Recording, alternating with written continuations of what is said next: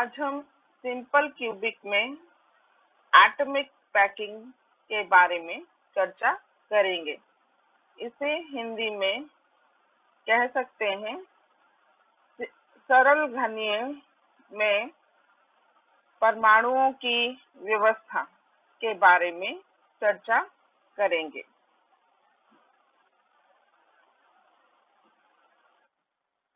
ये simple cubic की एक यूनिट सेल है, मतलब सरल घनीय की एक एकांक कोशिका है। आप देख रहे हैं इसमें कुल 8 परमाणु हैं, 8 एटम्स हैं जो एक दूसरे के ऊपर व्यवस्थित है। ये परमाणु इसके ऊपर है, ये परमाणु इसके ऊपर है, वैसे ही ये परमाणु इसके ऊपर व्यवस्थित है, नीचे वाला परमाणु ऊपर वाले परमाणु के ऊपर व्यवस्थित है। तो ये एक घन का निर्माण कर रही है, एक क्यूब का निर्माण कर रही है। क्यूब की आर्म मतलब घन की भुजा किस तरह से लेंगे, ये जो परमाणु है उसके सेंटर से इस परमाणु के सेंटर यानी केंद्र के बीच की दूरी घन की भुजा हो जाएगी, मतलब क्यूब की साइड हो जाएगी। जो एटम है उसके सेंटर से दूसरे एटम के सेंटर तक की जो डिस्टेंस है वो आपके यूनिट सेल की एक साइड हो जाएगी। वैसे ही इस सेंटर से दूसरे एटम के सेंटर तक की डिस्टेंस एक साइड हो जाएगी, और वैसे ही इस सेंटर से इस एटम के बीच का डिस्टेंस क्यूब की एक साइड होगी। चूंकि इस तरह से देखने पर सारे एटम स्पष्ट रूप से दिखाई नहीं पड़ते हैं, इस कारण से इन एटम्स को दूर दूर करके दिखाते हैं, जिससे हमें स्पष्ट रूप से यूनिट सेल यानी एकांक कोशिका दिखाई दे सके। तो इसको हम थोड़ा दूर दूर कर दिखाते हैं। हालांकि क्रिस्टल में जो व्यवस्था होती है वो इस तरह की होती है, लेकिन स्पष्टता के लिए हम इसे दूर दूर करके दिखाते हैं।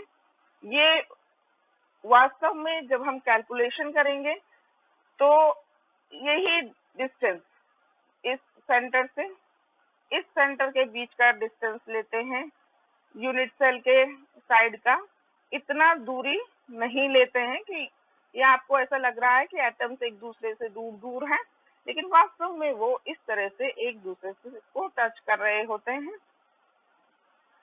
अब एक और बात इसमें है कि आपको ऐसा फील हो रहा है कि इस यूनिट सेल में 8 एटम्स हैं, बल्कि जबकि वास्तव में 8 एटम्स नहीं होते हैं, क्योंकि हमें पता है क्रिस्टल में ये जो यूनिट है एकांक कोशिका है वो आपको 3 डायमेंशन में यानी त्रिविम में रिपीट करनी होती है। क्रिस्टल में बहुत सारे एटम्स की इसी तरह की व्यवस्था है, तो यूनिट सेल ऊपर नीचे आगे पीछे पूरी तरह से आप जब इसे व्यवस्थित करेंगे तो आपको पूरा क्रिस्टल मिलेगा। इसका मतलब ये है कि ये जो एटम है कॉर्नर एटम, ये और यूनिट सेल्स से भी शेयर्ड रहते हैं और यूनिट सेल एकांक कोशिकाओं के साथ साझा करते हैं। तो ये जो एटम्स केवल एक यूनिट सेल के पास ही नहीं बल्कि अन्य यूनिट सेल के पास भी होते हैं। तो इस यूनिट सेल के पास उस कोई एटम का कितना हिस्सा है इसे हमें देखना पड़ेगा, कितना शेयर है। इसे हम इस तरह से देखें कि जैसे ये एकांक कोशिका है, जिसे हमने इसे इस तरह से दिखाते हैं स्पष्टता के लिए। तो हाँ, इसे हमें क्रिस्टल प्राप्त करने के लिए त्रिविम में व्यवस्थित करना है इस तरह से पूरे में। तो आप ये देख रहे हैं, इसको देखिए, ये अणु ऐसे ही चारों तरफ सारी व्यवस्था होगी पूरे में। तो आप इस अणु को देखिए, ये सॉरी इस परमाणु को देखिए, ये इससे भी शेयर्ड है, ब्लू से भी शेयर्ड है, ग्रीन से भी शेयर्ड है, ये नीचे की भी शेयरिंग है। तो ऊपर 4 यूनिट सेल्स है और नीचे 4 यूनिट सेल से शेयर्ड है, साझा कर रहा है। 8 यूनिट सेल, 8 एकांक कोशिकाएं इसका साझा कर रही हैं। इसका मतलब हर प्रत्येक यूनिट सेल, प्रत्येक एकांक कोशिका के पास जो शेयर होगा वो 1/8 होगा। और चूंकि 8 है तो हर एक का देखिए, इसका शेयर 1/8, इसका शेयर 1/8, इसका 1/8, इसका भी 1/8, इसका 1/8, वैसे इसका भी 1/8, इसका भी 1/8 और इसका भी 1/8। तो टोटल 8 है, तो कंट्रीब्यूशन 1/8 है। तो 1/8 into 8 is equals to 1। मतलब इसे ये प्रदर्शित ऐसे हो रहा है जैसे 8, इसके पास 8 एटम है, लेकिन वास्तव में जो हिस्सा है इन एटम्स का इसके पास वो केवल 1 एटम के बराबर का है।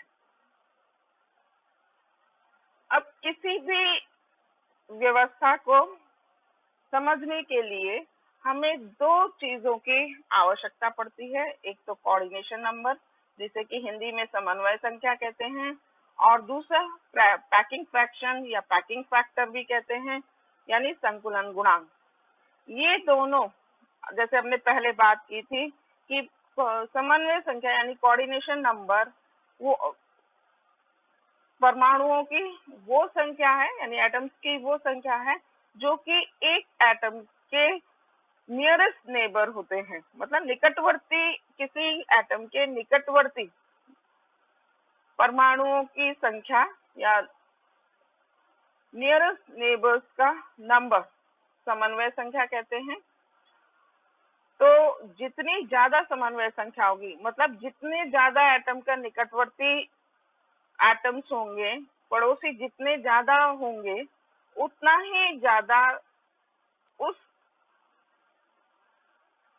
क्रिस्टल में एटम्स की सघनता होगी, उतने ही ज्यादा उसमें उतना ही कम एटम्स के बीच में स्पेसिंग होगी, जिससे वो संरचना उतनी ही सघन होगी। वैसे ही पैकिंग फ्रैक्शन से भी हम देख सकते हैं, संकुलन गुणांक से। ये क्या है? Volume of the atoms in the unit cell upon volume of the unit cell. मतलब किसी एटम, किसी यूनिट सेल में, एकांक कोशिका में परमाणुओं के का आयतन अपॉन उस एकांक कोशिका का आयतन। तो यदि ये ज्यादा होगा, volume of the atoms in the unit cell, तो पैकिंग फ्रैक्शन ज्यादा होगा। मतलब यदि यूनिट सेल में परमाणुओं का आयतन ज्यादा होगा तो पैकिंग फ्रैक्शन यानी संकुलन गुणांक ज्यादा होगा। स्पष्ट है, परमाणु, जितने ज्यादा परमाणु होंगे उतना ही ज्यादा आयतन होगा, और जितने ज्यादा परमाणु होंगे उतना ही उस संरचना में सघनता ज्यादा होगी। उसके परमाणुओं के बीच की स्पेसिंग, बीच में जो खाली जगह है वो कम होगी, जिससे वो जो एटम्स है क्रिस्टल में वो सघनता से पैक्ड होंगे। और जितने ज्यादा सघनता से किसी क्रिस्टल में एटम्स की पैकिंग होती है, उतना ही ज्यादा वो क्रिस्टल स्ट्रक्चर स्थायी होता है। अब हमें ये पैकिंग फ्रैक्शन, अब हम कोऑर्डिनेशन नंबर, समन्वय संख्या की बात करते हैं कि एटॉमिक की सिंपल क्यूबिक में, मतलब सरल घनीय में समन्वय संख्या कितनी होती है। हम इस एटम को देख लें, इस वाले एटम को, इसके नजदीक में जो टच कर रहा है वो इसे ये टच कर रहा है, वैसे ही ये एटम इसको टच कर रहा है और नीचे वाला एटम इसको टच कर रहा है। तो ये आपको 3 एटम दिख रहे हैं। लेकिन आप जब त्रिविम में रिपीट करेंगे, मतलब क्रिस्टल में साइड में भी एटम्स रखे हुए होंगे, तो वो एक एटम इसको यहाँ पर टच कर रहा होगा, एक एटम यहाँ पर टच कर रहा होगा और एक एटम ऊपर वाला एटम इसको टच कर रहा होगा। तो ये 3 तो आपको दिख रहे हैं, 3 आपको कल्पना करनी है, आपको थोड़ा कि कैसे एटम टच कर रहे होंगे, क्योंकि इसी तरह का रिपीटेशन आपको सारे में करना है। तो इसको एक एटम सामने वाला इधर टच कर रहा होगा, इधर साइड वाला टच कर रहा होगा और ऊपर वाला टच कर रहा होगा। तो 3 जो दिख नहीं रहे हैं और 3 ये जो आपको दिख रहे हैं, तो ये कुल 6 एटम एक एटम को टच करते हैं। तो इसका समन्वय संख्या यानी कोऑर्डिनेशन नंबर 6 हो गया। अब हम इसके पैकिंग फ्रैक्शन यानी कि संकुलन गुणांक की बात करते हैं। संकुलन गुणांक को ज्ञात करने के लिए हमें पहले volume of the atoms in the unit cell पता होना चाहिए, मतलब एकांक कोष्ठिका में एटम्स का आयतन पता होना चाहिए। तो हमने पहले ही ज्ञात कर लिया कि वास्तविक रूप से जो इस यूनिट सेल में जो एटम्स की संख्या है वो 1 होती है। तो अब हम थोड़ा सा, तो जो ये एक यूनिट सेल है और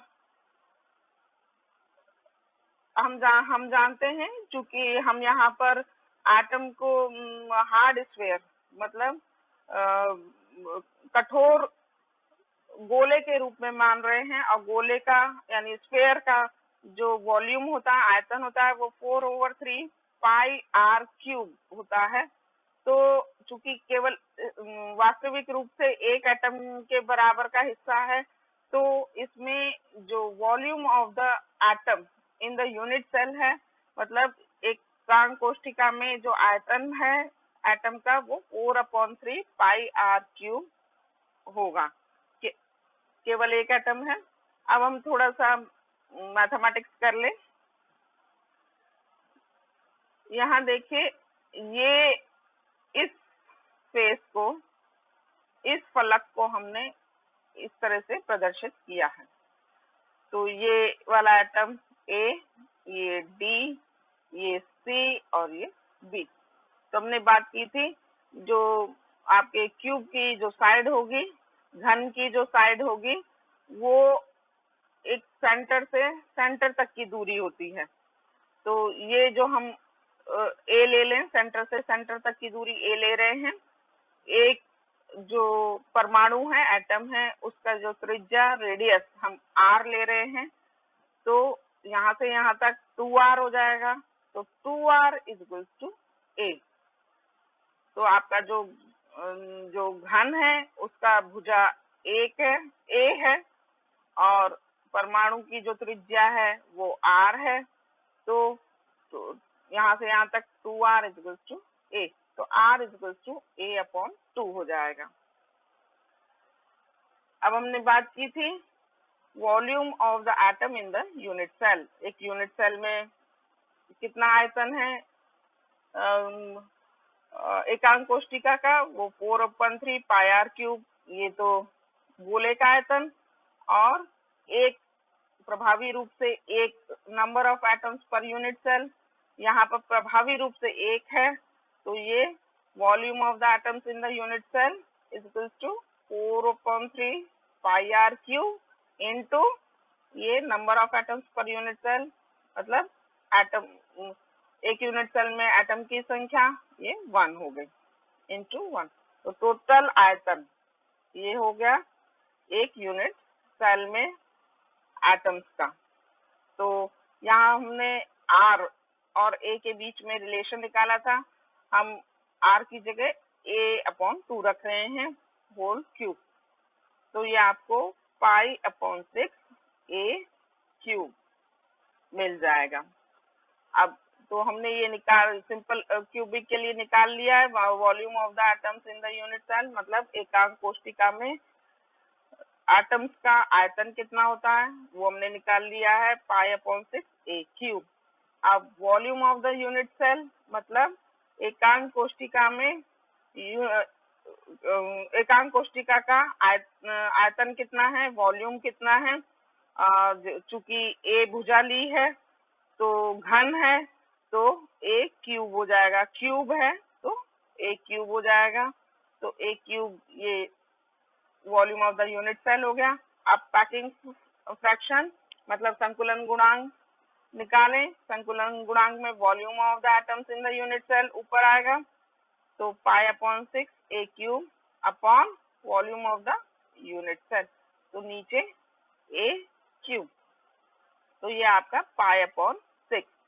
तो पाई की वैल्यू रख दे 3.14, तो आपको ये 0.52 मिलेगा, यानी 52%।